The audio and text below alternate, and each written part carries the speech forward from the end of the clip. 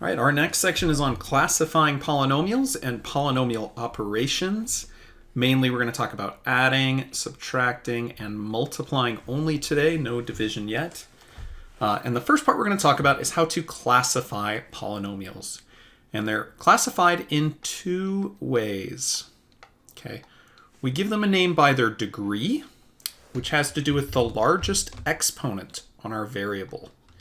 So if I look at this one, say in example 1 here, if I look at the exponents on my variable, we have 2, 1, and technically, you can even say anything to the 0 power as our constant here.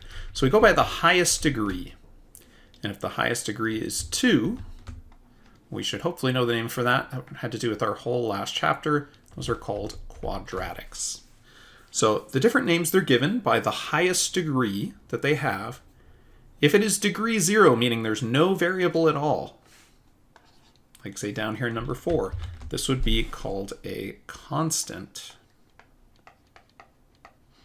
Right? It's just a constant. There's no variable with it, so it makes sense. We just call that a constant. Okay. Next, if it's the highest degree is 1, like n to the first or a to the first, say here in example 5, a to the first is our highest degree. This would be linear. Okay, and that's because those things, when we graph them, look like lines. Okay, we already said degree 2 is a quadratic. Degree 3 is called cubic. So down here, say in example 6, degree 3 is our highest degree, right, compared to 1 over there. So this would be cubic. Okay, anything that is degree 4 is quartic. Quartic, think like quarter, right? 4 quarters and dollar. So quartic, not quadtic, but quartic.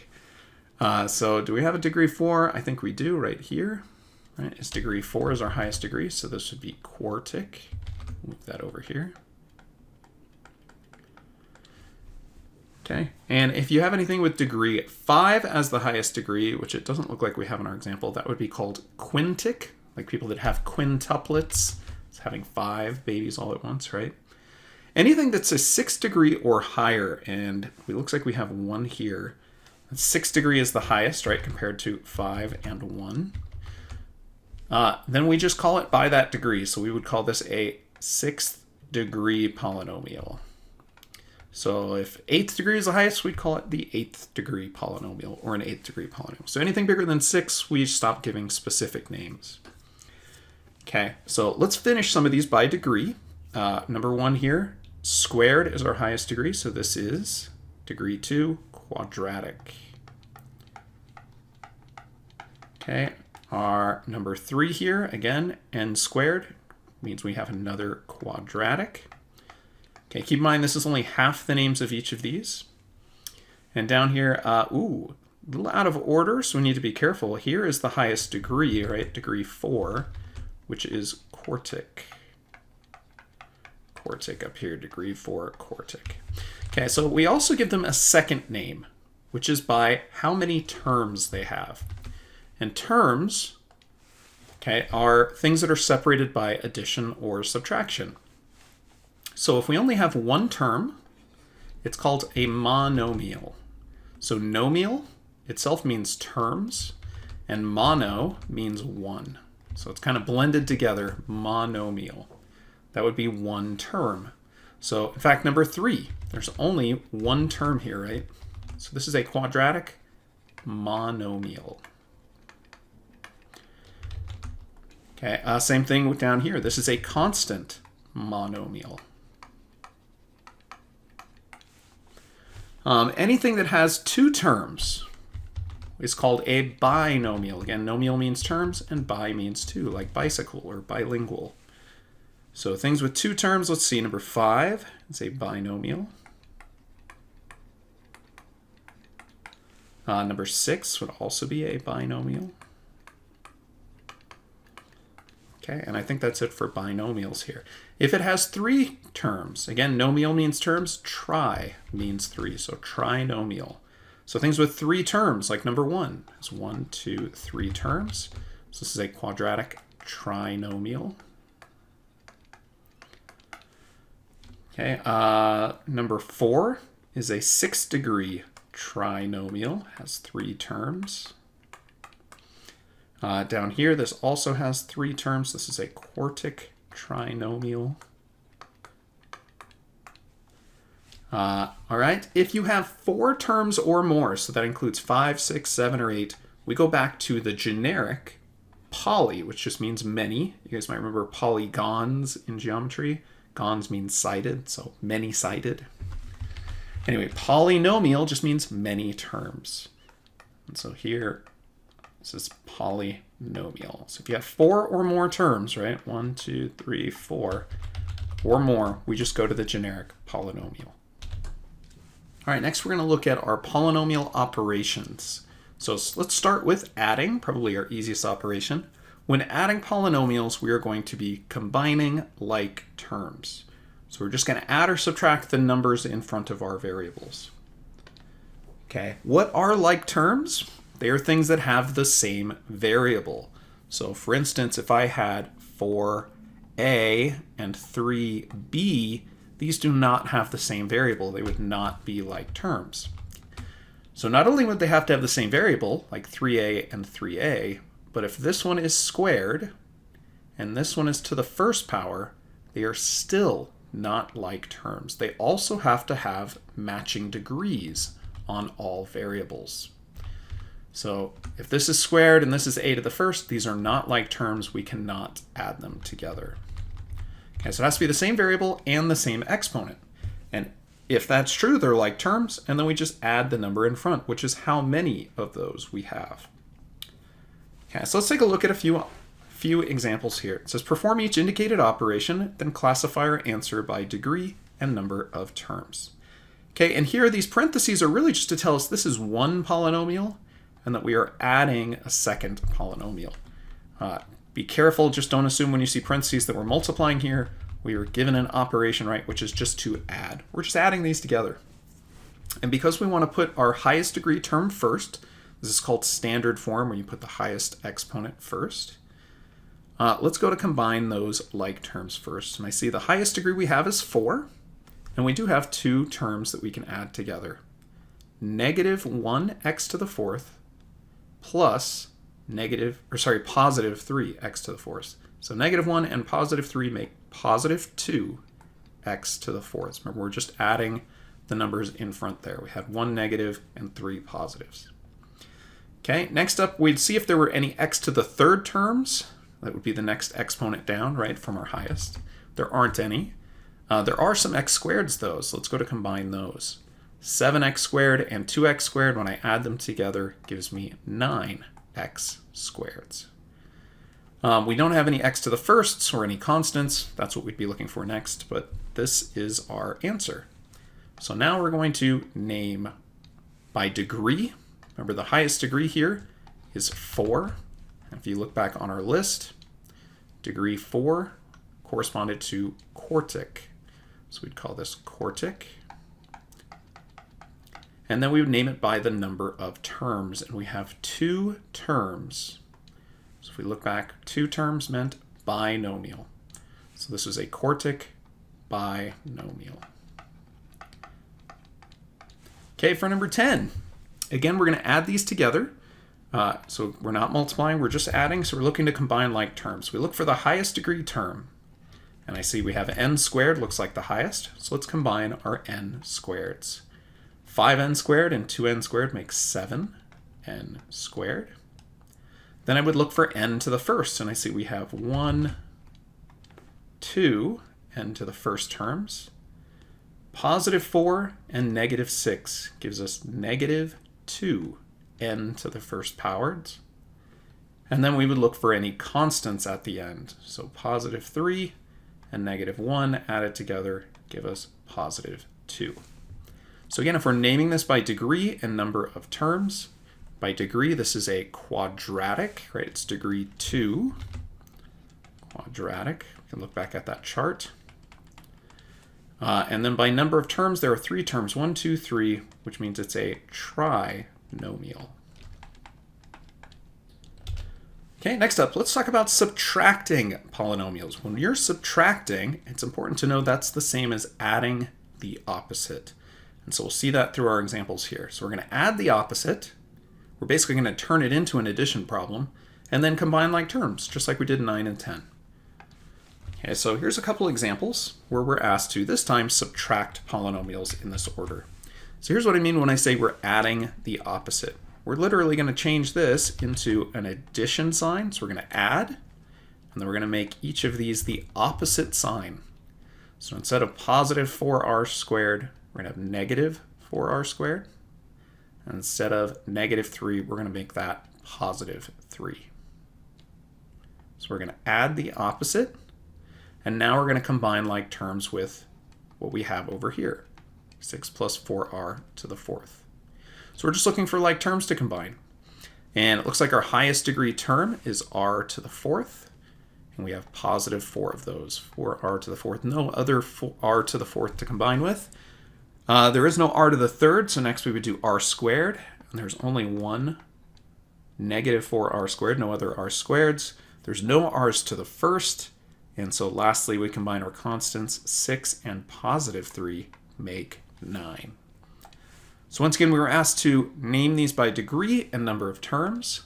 This would be a quartic, because it is degree 4. Quartic, like 4 quarters. And it has 3 terms, 1, 2, 3, trinomial. Okay, our next one, number 12. Again, we're subtracting. And to subtract, we're going to change this to adding the opposites. So this becomes positive 2 plus 2x minus 2x squared. So we change all of the signs in the second set of parentheses. And it's now essentially just a big addition problem where we're just looking to combine like terms like we did above. So it looks quick scan through. I see x squared is the highest degree term. And we do have 2 of them. Positive 5 and negative 2 give us positive 3x squareds. Next, I see x to the 1st. We do have a couple terms. Positive 8 and positive 2 give us positive 10x. And combining our constants, 4 and 2, both positive, give us 6. So here is our results, and we subtract those in that order and naming them by degree and number of terms. This is a quadratic, because it's x squared, quadratic trinomial.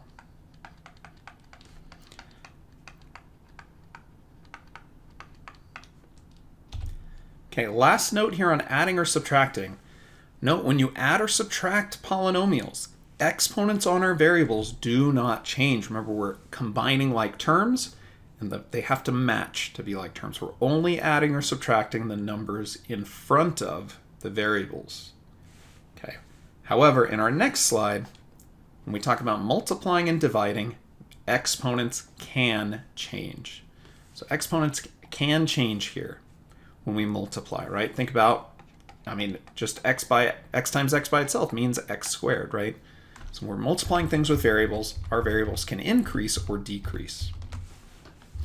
Okay, so let's find our product here.